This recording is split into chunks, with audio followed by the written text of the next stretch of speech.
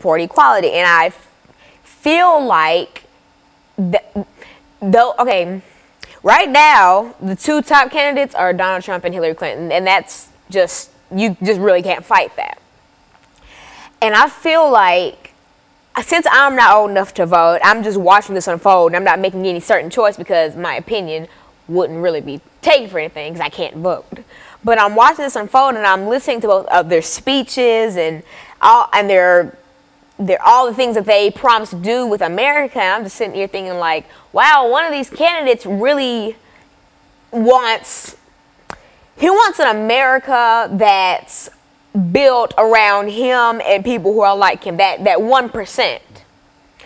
And I don't feel like you could really be a president if you don't think about other people, because running a country, you have to put others before yourself. You have millions of people who are looking up to you, who are abiding by your rules, and if you exclude them from so many things, A, that's not right, and B, that's dangerous. Alana, in your category and your age group, I know you're not old enough to vote yet, but do you find that there's any kind of sentiment in reference to what is going on from a social level, from a religious level, among the people that you meet every day? I mean, is there any recognition? I see so many sentiment, not even just Islamic.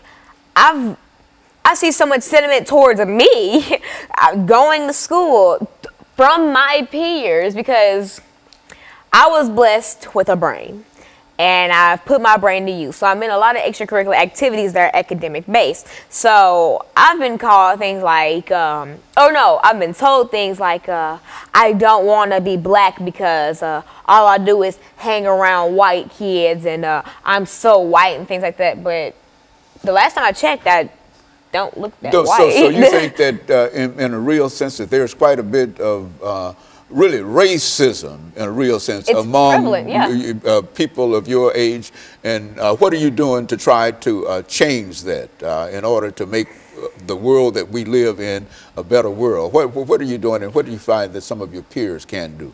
You know, first of all, what I personally do is I don't feed into it.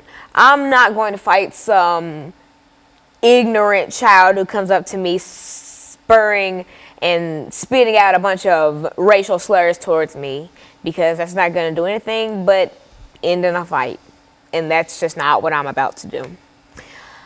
First of all, I'll calmly ask them, why do you feel the way that you feel about that? And if they have sense enough to give me an answer, I'm not going to bash them for that answer, because they probably, because see, racism, you're not born racist, you're taught racism. If they're saying all that to me, they probably grew up in a household or a neighborhood where things like that were just common core. And so I asked them, say, let's make a mock conversation.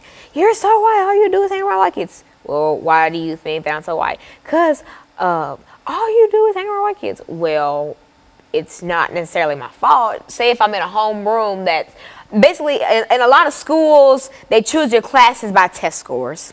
And so there will be, say, 6 teachers that have 2 advanced, 2 proficient, 2 basic, or a basic and a below basic.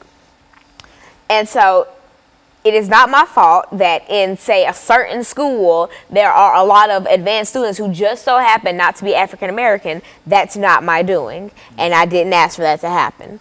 And if I hang around all white kids, I just hang around my homeroom, because those are the people that I know.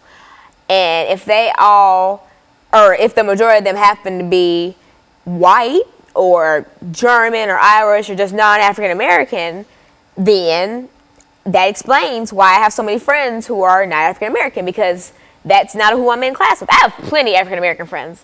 I'm in plenty things where I'm with plenty of African American people. Like, for instance, when I went to the Junior National Young Leaders Conference, it was a melting pot full of people. Like, there were so many different races. We even had a girl from Germany come. Like, it was just an awesome thing, and I got to learn about so many different cultures, and it was just so eye-opening. And so, Alana, today what you're saying here is that while there might be anti-sentiment, whether or not only against Islamic and et cetera, that you believe that everybody ought to try to practice not only love, but recognize that each person has the 13th, 14th, and the 15th Amendment rights, and that they ought to be free, and everybody ought to be equal. Is that what we're trying? Is that what you're trying? Speaking of those, the 13th Amendment banned slavery. The 14th gave us citizenship, and the 15th Amendment, people need to go out and vote. It's voting season right now. That is the biggest thing I want to emphasize. If you are strong-willed and you want America